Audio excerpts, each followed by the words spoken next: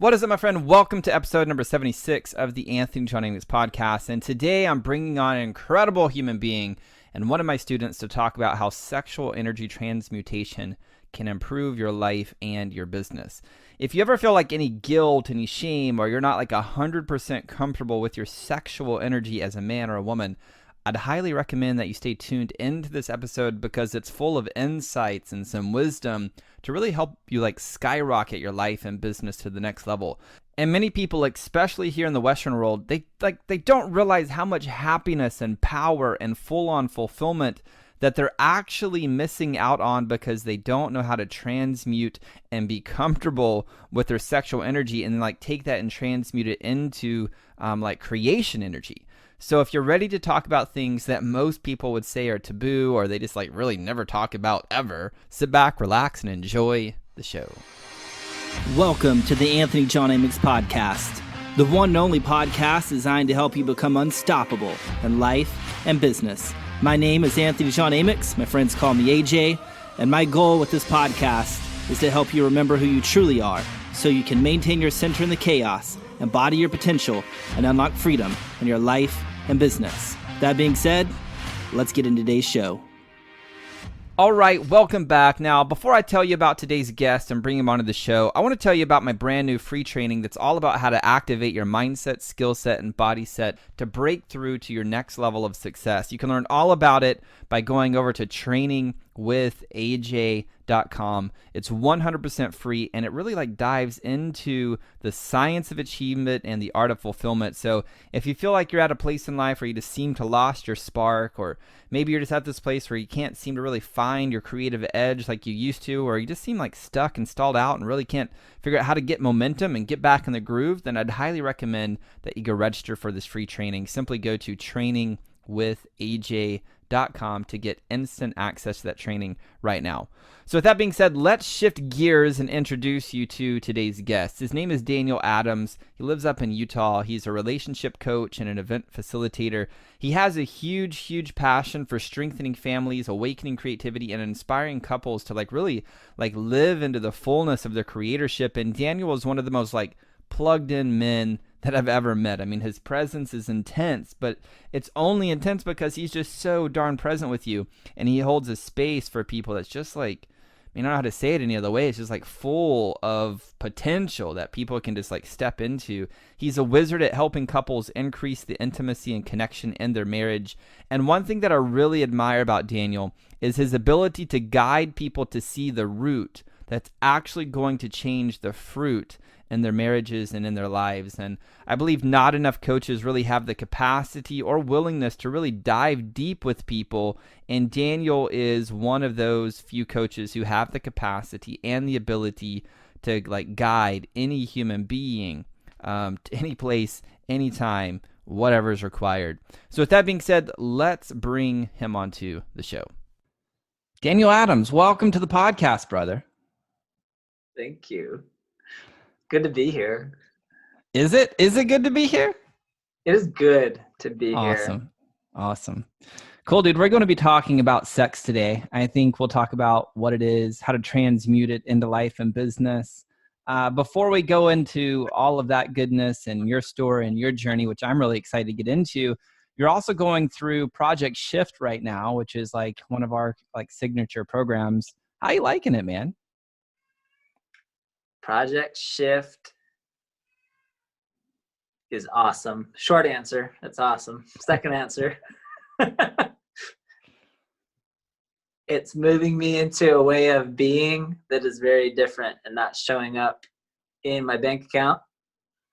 Just closed out the best quarter of my life. Awesome. Super pumped about that. Congratulations. Thank you. My wife, who's going through the program with me, was just sharing yesterday, just all these subtle things in the way she's able to own her decisions. And she's choosing things because she's choosing things. That's been huge for her. And I've seen it in the way that she parents. I've seen it in the way that she's more assertive in both our relationship and with in-laws and anything else we're doing. She launched a project that was scary for her it's been awesome for her. Like those are some of the results that have been created. I appreciate that in Shift, like there are literally no topics that are off the table. Yeah. And that's been huge for me. Awesome. Because people are like, everything's welcome. Like in Shift, like we really, like, I feel like we really mean it. And I've been able to go to places. In so many ways, my fear was driving the car, and I was just in the back seat wondering where we were going to go and trying to manipulate and control everything without actually being in the driver's seat. Yeah. And to drop down into things that were so scary in my mind, because that's where all the things are happening, like through different meditation experiences and through some of the application things, and then sharing openly in front of other human beings. Has turned all these keys for me. Like I was on a mountain bike ride this morning just thinking like, can I really do this? And I was like, yeah, I do all this stuff in Shift all the time. This is like not scary at all. And that comes around when it's time to ship like copy that I'm scared of. And when it's time to like jump in another cold shower today, like, can I really handle this again? Yes, I can. So like self-confidence is just building and building. So good. So good. I'm reading A Course in Miracles right now. I've been living in it for a bit. And this morning I was reading, I forgot what chapter I'm in, but it talked about like going into all of the chambers of the temple and like opening up the doors and bringing like guiltlessness to the guilt that people carry. And that's the atonement process. And I was like, well, that's what we're doing in Project Shift. We're like, let's open up all the doors, and ultimately just creating the space that allows people to open up the doors. That then brings the guiltlessness to the guilt, because you're just able to look at it objectively and look at the darkness that the mind has created, which is an illusion. And as a result, that's what is like the atonement, the returning to us being a soul, us being a light, and ultimately us being a beacon to go back to our families, go back to our communities, and continue shining that light. So it was just like a good affirmation for me reading A Course in Miracles this morning. It's really powerful. I love that text. Like marrying the soul in the body, like becoming fully embodied and like coming home completely. The soul coming home completely, all the way down to my toes, all the way down into my root chakra, all the places. For me, like I've stashed so much shame into money and into sex and into my body. It's like to be able to work through that in a safe container, in a pleasurable container, in a safe container has been huge. Awesome, The breakthroughs are coming. And like for my wife and I, like we were never, like I knew in high school I was never going to work at some job. Like that was just not the way I was wired. And finally the day I owned, like I really am an entrepreneur.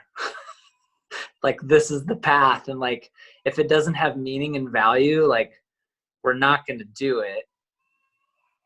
And it's been awesome. And that has required us to like recheck in with integrity over and over and over again, and like work through all these like little stashes of shame throughout our body. Like it's crazy what I've stored in there for so long. Totally. Well, cool, man. Let's talk about like sexual transmutation, sexual energy. We'll dive into your story here in a second, but I'm curious like what your perspective is. Do you think like people's acceptance or the rejection of their own sexual energy is actually having a negative impact, like a disempowering impact on their life and their business? Yes or no? Yes, 100%. And it's sneaky. Tell me more about that. Why is it sneaky? So like everyone I've ever met, that's not true. 99.98% of the people I've ever met really enjoy sex, or at least are drawn to it. Even if it's uncomfortable and some parts about it are uncomfortable for them, they're still like, well, yeah, that's a place I want to play in. And often it's compartmentalized as like, yeah, I have this sex thing. And like, for me, like I've been married for 12 years and there's still part of me who's like, does my mom know I'm having sex? And is that okay? And there's just like this underlying shame for many, and for many of my clients around like, I am a sexual being. And until I own that, that's part of why when I make an offer on the internet, that some part of me is still holding back, going like, do people know? Like, it's this really subtle piece, but like, until I can own the fullness and like deeply, deeply connect, because sex is like one expression of creative energy. And it's so much more than just like intercourse, or it's so much more. And I talk to so many clients, and especially many who grew up with the religious teaching and background, where it's like, well, the man needs it, and so I'll just open my legs and I hope he'd hurry up and finish. And for a lot of people, that's the norm. And like, yeah, that's 100% impacting the business. That energy pattern, that like not making eye contact, not building a connection, like it's just one more checklist.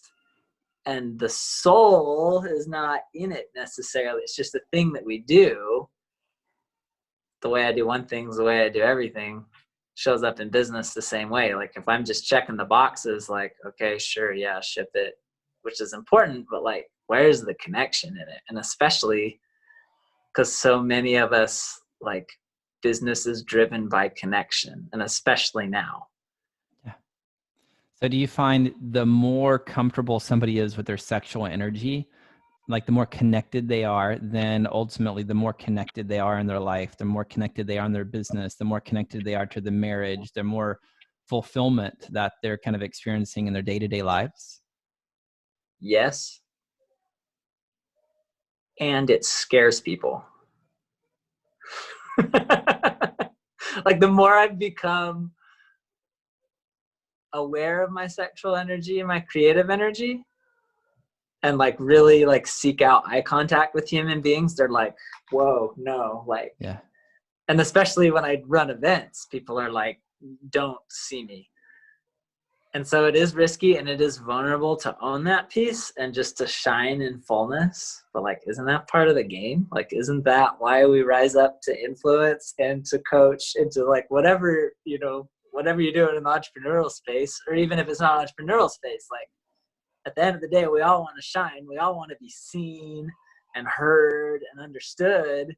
And the first place to do that is like, I came from sex.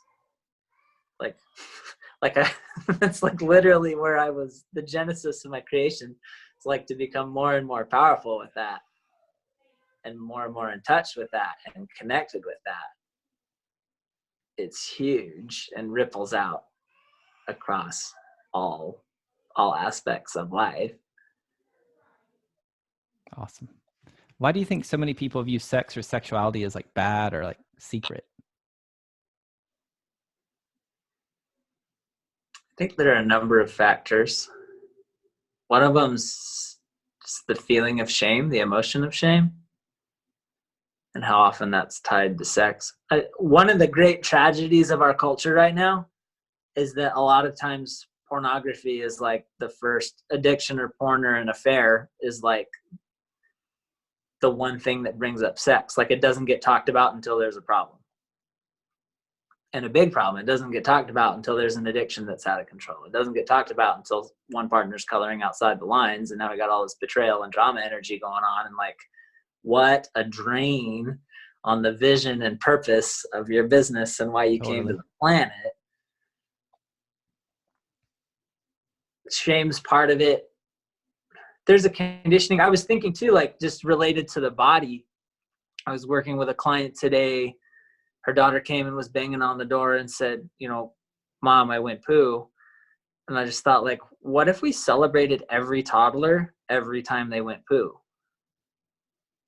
But we don't. Like, usually it's like, or that's gross, or that's frustrating. But it's like, it's just the body. Like totally. every single person has these bodily functions. And there's so much shame stashed in there, or just frustration, or like, why is this even a thing? And it starts just like as small children. Sometimes there are religious teachings that like I misinterpreted. So I grew up from a Christian background, and I interpreted that sex was bad, or that it was a don't. which is interesting because like now I go back and read like a lot of the statements from church leaders, and there are so many that are like, sex is sacred. Sex is the most divine practice in the history of the cosmos. Like, please enjoy it in a committed partnership. And so it's been interesting, like with this different lens, like I was projecting on all these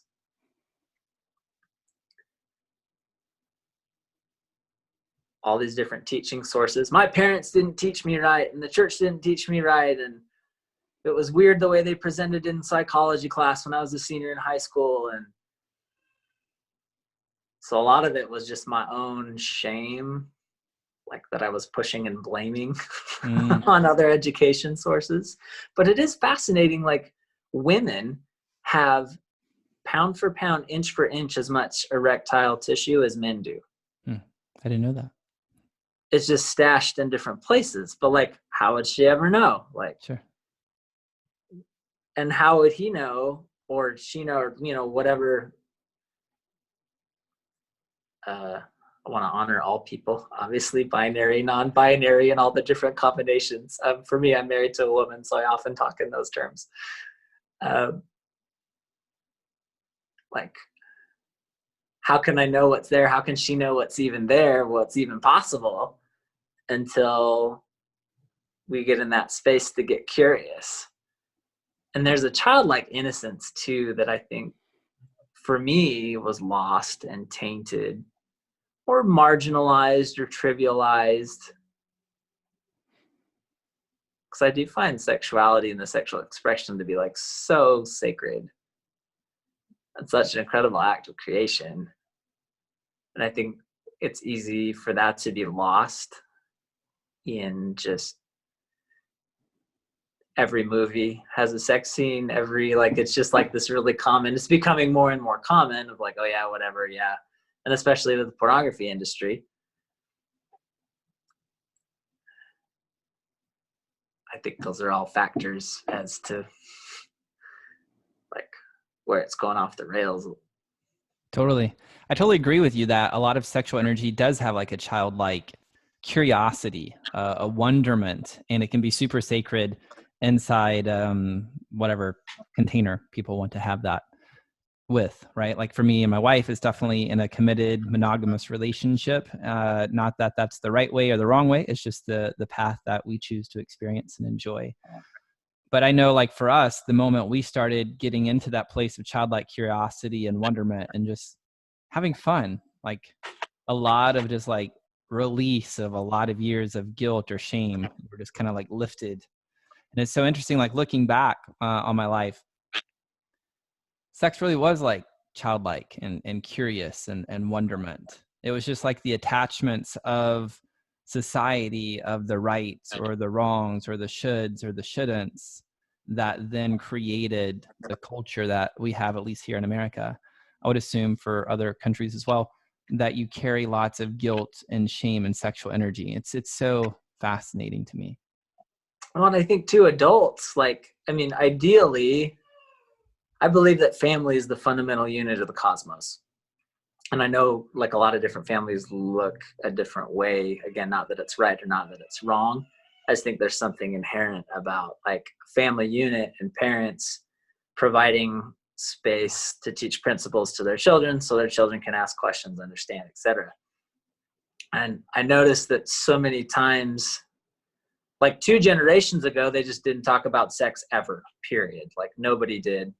And then like the hippies happened and like huge discussions about how all that should work in the late 60s. And it was like, you know, my own parents felt so much shame about their own sexual experience that very much colored any discussions that we have. And for me, energetically, it was just this turnoff. And I was like, well, ick, I don't even want to go there because it's heavy and it's dense and they're clearly uncomfortable. I don't think I've ever heard my dad say the word penis. And it's like, there's just this, when the parent is not comfortable with it, how would the child be also? Totally. And it's like, and left in the dark, left not knowing, but having this huge curiosity and like, well, what is my body feeling? And like, I can make fluid. And what does that mean? And like, now I'm getting a hormone dump anytime I experience orgasm. Like, is that bad? Is that good? I didn't even know I could do that. And there's so much, how do we get the adults to be really comfortable with their sexuality? Because the children are so innocent. I have a 9-year-old son, and he'll come and he'll give kisses, and it's like the least sexual thing in the world. And like, sometimes he'll do like really sexual movements with his pelvis, or like he's, really into exploring his phallus right now. And he's just got this innocence to it and he's loving to lick things. And it's been hard for me, like when he'll come over and like lick like right here on my cheek or something in the morning, and it's like, I will feel arousal. And it's like, am I a child molester? And it's like, I have integrity. Like, I can ask him to stop.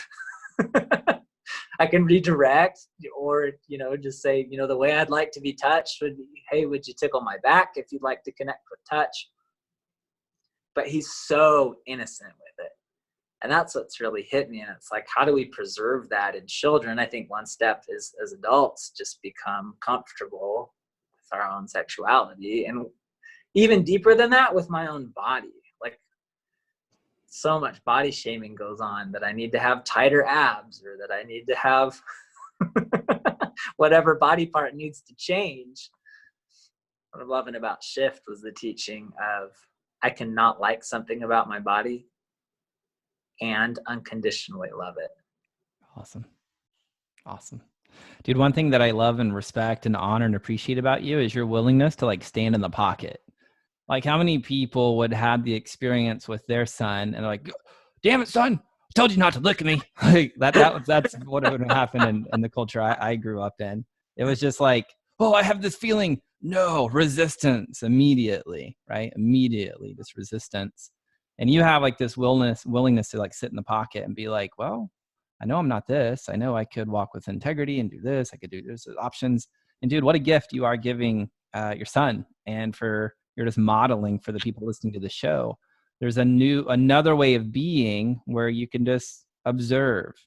And this is one of the things we teach in Project Shift so often. It's one of the things that changed my life, was being ridiculously clear on our values and then walking with integrity with those values.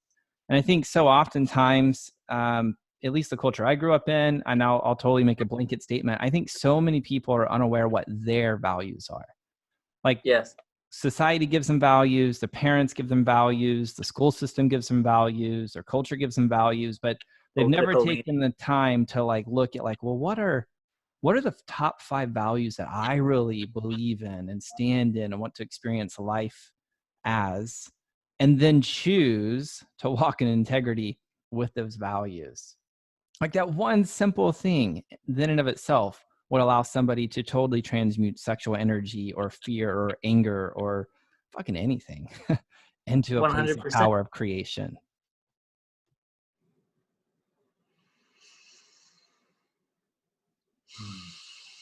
So dude, I want to know a little bit about your journey. Like, how did you go from being in a place where your parents were like, yo, we don't talk about this. This is awkward. You having your judgments of sexual stories that you've been like, nope, this is bad. We don't do this, whatever. To like getting to a place where you openly talk about it, teach about it, help clients through it. Like, what's that journey been like for you, bro? So much of it has been like my own dysfunction, or my own perception of dysfunction.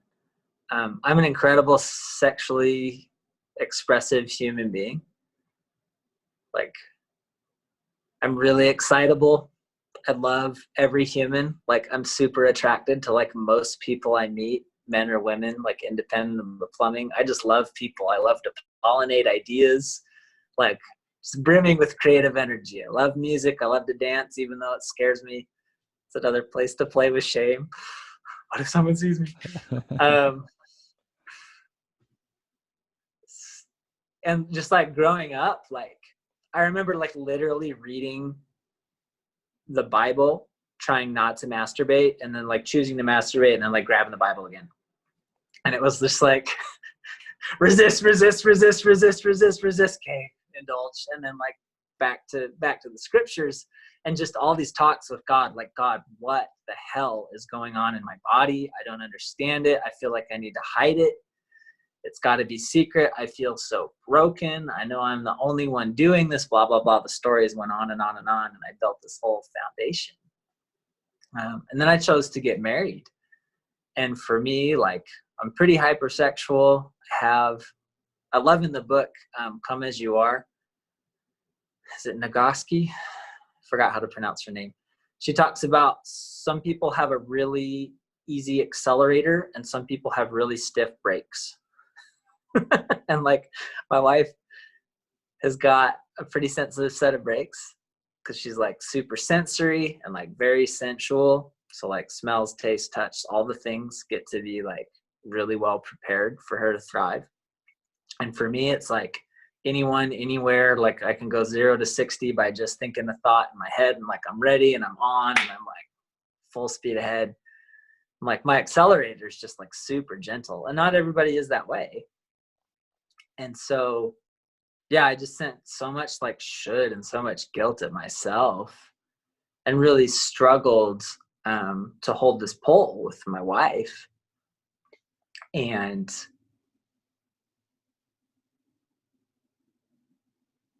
there was so much shame that went into like self-pleasuring and appreciating myself.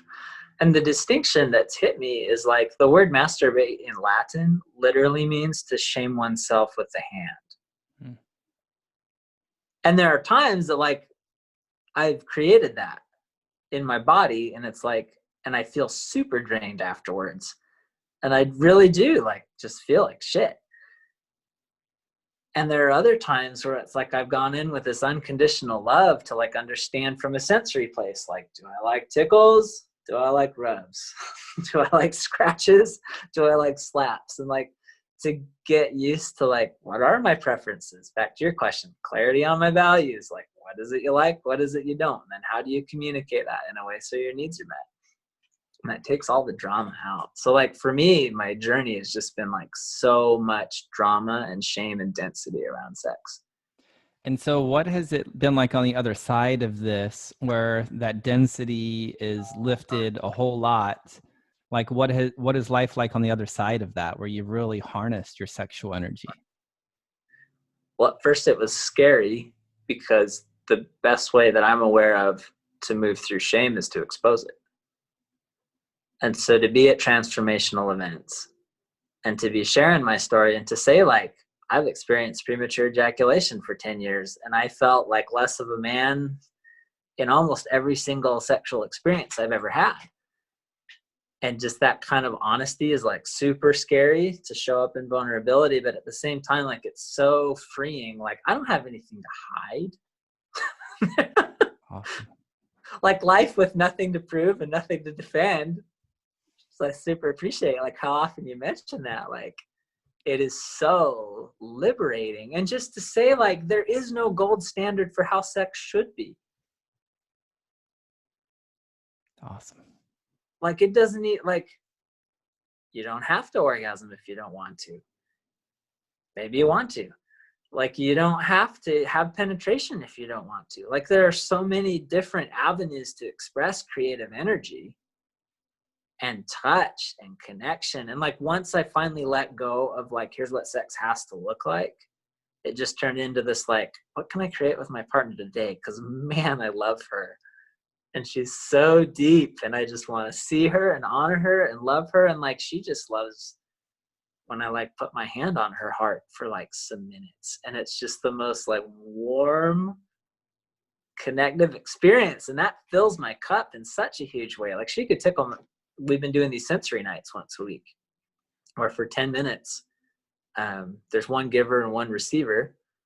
And it's just like this non-sexual receive touch experience.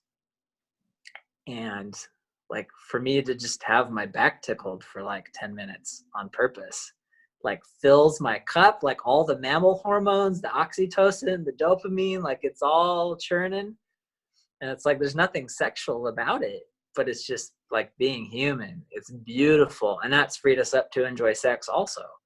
Awesome. But like, it really does get the creativity moving. And again, what I see so much with clients is like, I have zero clients with a giving problem, and every single one of them has a receiving problem. And that's been true for me too. Like, how do I receive and really learn to receive, and not like, hey, this is so good, I love this so much, thank you. Because that's still giving. That's like trying to make her feel good about what I'm feeling. Like, I get to own that it's just awesome. And that can be as simple as like a breath down into my pelvic floor when something feels good. I had a client today who was like, when my kids are like so cute and I don't even know what to do with it, I've been breathing into it. I feel like that one simple practice just creates so much liberation, so much connection, so much joy, seen, heard, understood. And then also there's this pleasure component, which is like distinct from sex. And it could go sexual, or it could just be pleasure. Like, I eat a peach, it's amazing, or I'm experiencing sex, it's amazing. Like, just to take the labels off what sex has to look like has been so freeing, because I just want to feel connected. Brilliant, man. So I'm curious, like Napoleon Hill talked about this idea of like transmuting creative energy. He called it sexual energy. It sounds like we've been kind of interchanging creative energy, sexual energy here in this conversation.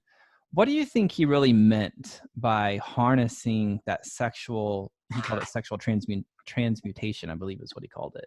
What do you think he meant by that?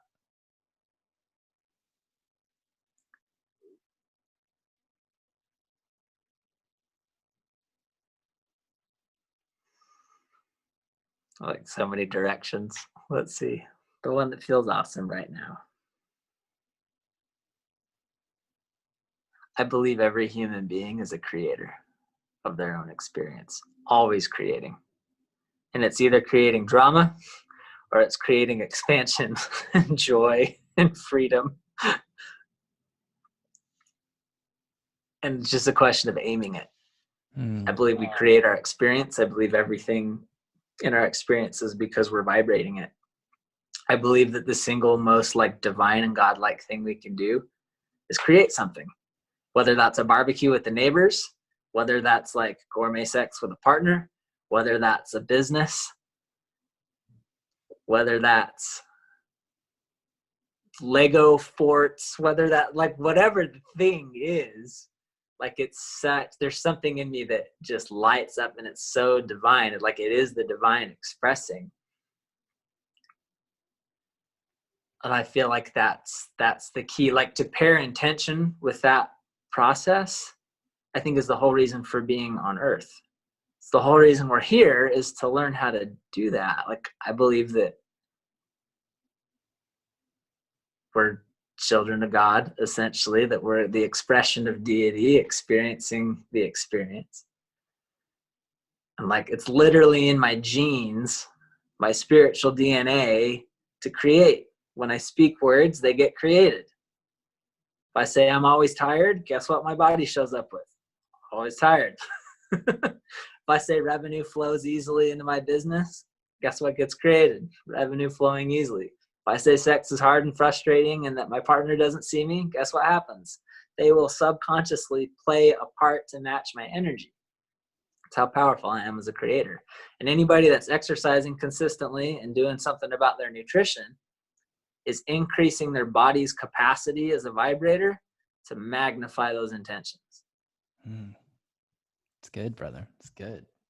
So how does somebody then start harnessing their sexual energy, their creative energy, to then channel that into creation in life, creation in business? How do they practically start doing it? Is it as simple as just like, go have sex with the world, go have more sex with your wife or your husband, or is there a different way? I'll start ethereal and we'll bring it back to practical. What if sex is just the metaphor? What if it was never about a penis going in a vagina or a mouth or whatever, entry point there was? Like, what if it's just a metaphor for union? The same way that Jesus is going to marry the church, union. The same way that marriages happen, union. The same way, like, they're all just metaphors for the oneness. They're all just metaphors for, like, we are the same. I was doing a meditation this morning on, like, I want to build my business to, here's the metrics. And the thing that hit me as I was seated by the river, listening to the birds chirp, was like, you already are. Stop telling the story you're separate. Like, like it's already done. It's already here. So like, it's just a metaphor for union. So like, I invite my clients to literally use sex as a prayer or as an intention. Like to literally pair the act of sexual intercourse or just a hot makeout as like, how can that magnify the peace in your home that you feel with like interactions with your teenagers? How can that increase your business revenue? How can that spark the one idea that you're looking for to get to the next level? How can that practice of closeness and union bring you into union with your goals so that it is already done? You've got a text there. Yeah, I was reading the Course in Miracles this morning, and it says, this is like chapter 14, kind of like book 7, I don't know how, verse 5, however they do it. In union, everything that is not real must disappear, for truth is union.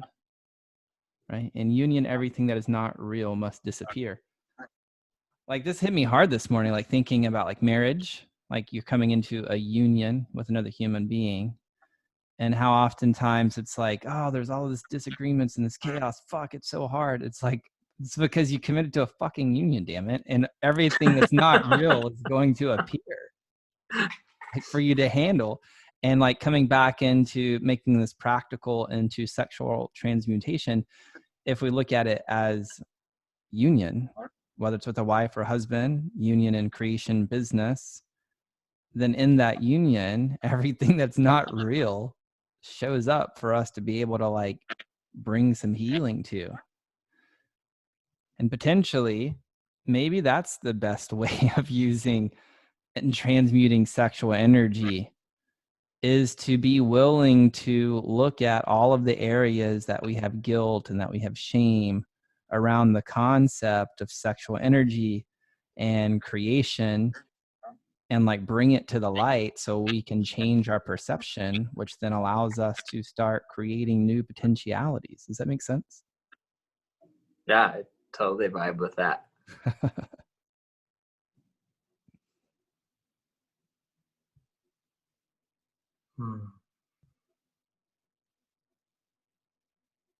Part of what I notice too is often when I have creative energy in my body, whether it's my heart space, whether it's lower in my spinal column or like around my genitals, like a lot of times I'll squelch that.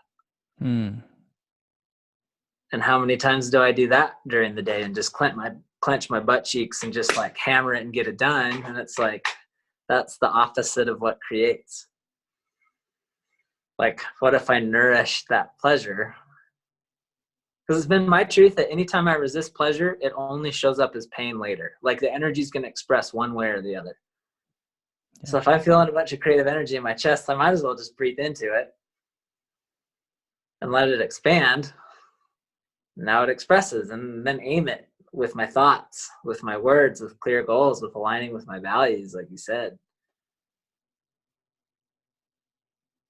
For so many clients I'm working with, it's a case of communication and getting very clear on what it is they're experiencing in their body and what they'd love from their partner.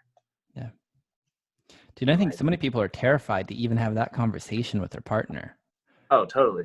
For me, like my wife's European, and so she's given me the gift for us to be able to dialogue about anything, because there's like no shame or guilt wrapped around the concept of sexuality from her culture. I mean, they just grew up with naked paintings and naked statues and just naked bodies everywhere. So there was no baggage, and it was just like, hey, let's talk about this thing like this.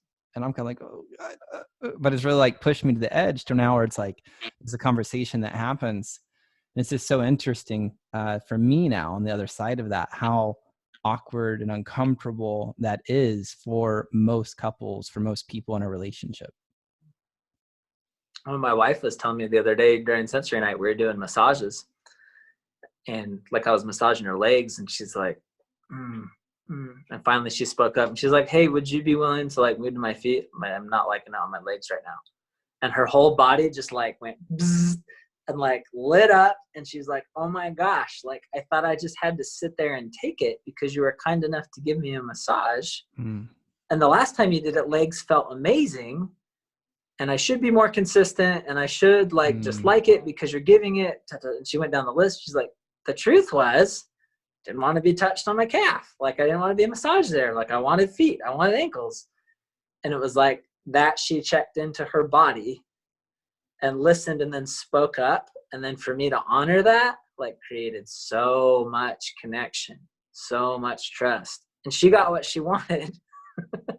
That totally lit her up. And it's the same process in business, right? You want to do the exact same thing for your clients. You don't want people who think they should XYZ be there. You want the fit. Like you want everyone to be happy and say what they really think.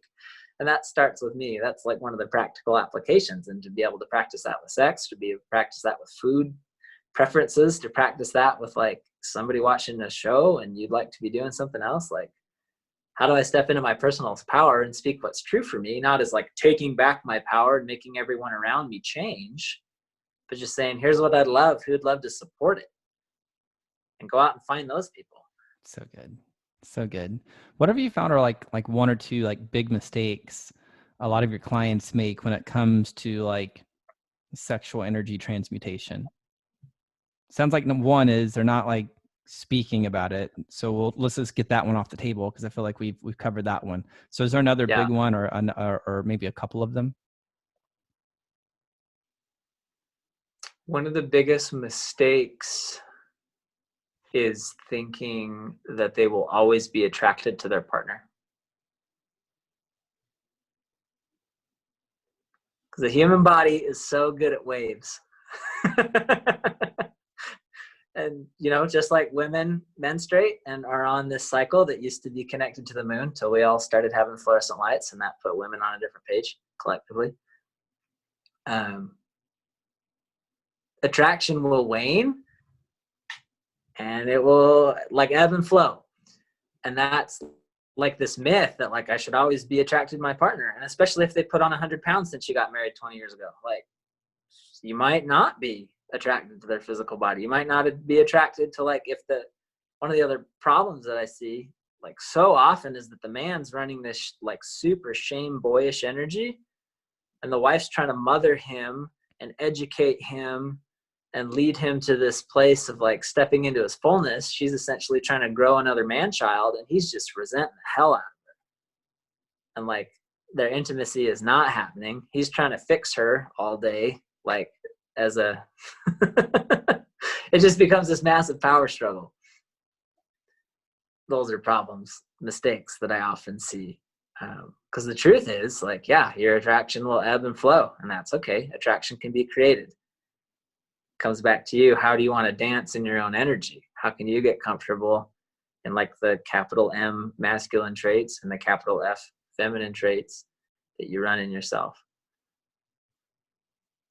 Another mistake I see is that you have to do it all on your own.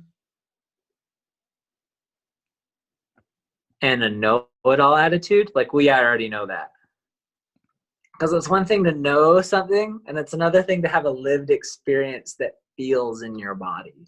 Yeah. And women are begging and pleading for their man to have some feelings, stereotypically. And the man's like, well, that would be way too scary to like feel feelings in front of this woman. Like, I don't even open my eyes when we have sex. I just want to bang her. That's where a lot of men are. But like, what could be created by feeling and not saying like, I know this, so there's nothing else to learn. Like bring some curiosity and some innocence and just like, I wonder what would happen if this, and that's when it gets fun. That's when it gets creative. That's when you like come up with new positions that completely like flow and dance and like your partner's now feeling seen and heard and honored and understood. Same process in business. Awesome. If you go back in time and give your younger self some wisdom that would help him collapse time and get results faster, what would you tell him? Get in your body.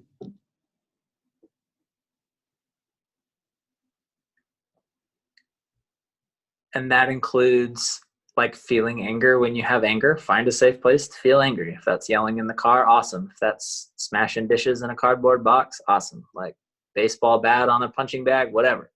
Like, go be angry. Stop resisting anger. And just channel it. Aim it at something. Usually not another person, but as a healthy expression, go mountain bike something, go whatever. Other tips to get in the body. It's okay to feel pleasure. Like, learn how to receive, learn how to say thank you without justifying, rationalizing, spitting back other compliments. Like, a simple thank you goes a long way. Thank you, you're so nice. Oh my gosh, you don't have to say that. Is a completely different energy than thank you.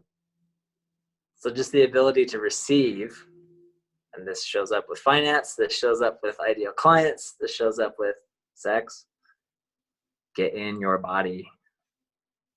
Brilliant. Now, I know you do a lot of coaching. You may have a couple spots open potentially. You usually run a pretty full schedule.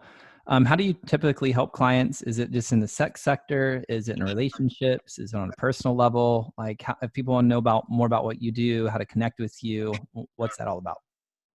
Absolutely. Sex is just a metaphor. It's just a symbol. It's just a symptom of what's going on in your world internally. So like, yes, we can work on sex. Yes, we can work. I had somebody that reached out and said, I've been faking orgasm with my partner for 3 years and I just simply am done with that. Help me. I've had other folks, but anyway, it's a symptom. The key is in here. The key is getting in your body. The key is feeling your feelings and telling the truth. So when we coach, we're going to help you identify what is true for you. We're going to help you identify what are your values, not because your dad told you what they should be, or not because whoever you saw on TV told you what they should be, but like for you, and get used to telling your truth and taking up some space. We've got a lot of creative activities to do that with music and dance and different metaphors. So again, it's not just something that you're knowing, but it's something that you're being and feeling and experiencing. So there's a lot of personal growth. There's a curriculum that each client goes through to help them identify what is their truth, to identify the difference between fake counter emotions and actual real core emotions, and then practices and different rituals, burn ceremonies, etc., to feel those, and then to be able to communicate those needs clearly with your partner, like takes care of every relationship issue. Because for so many high achievers, their relationship is distracting them from their vision and from their purpose.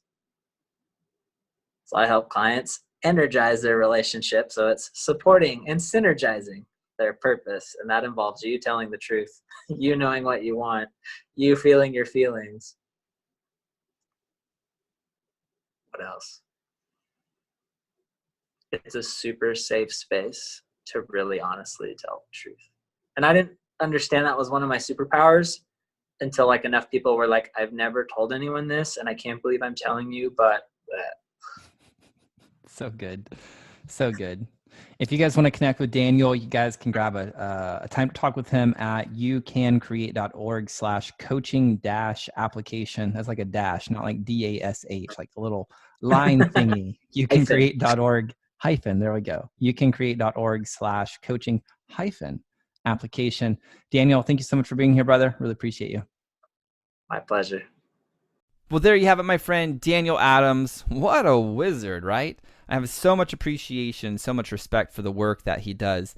I hope this episode has served you. If it's inspired you in some way, I'd love to hear about it. And I'd like to know, like, what was your biggest takeaway? Simply take a screenshot of you listening on your device, post it over to your Instagram stories, and tag me at AJ Amix over on your Instagram stories. So thank you so much for being here. That's going to do it for this episode of the Anthony John Amix podcast. Until next time, my friend, I'm out.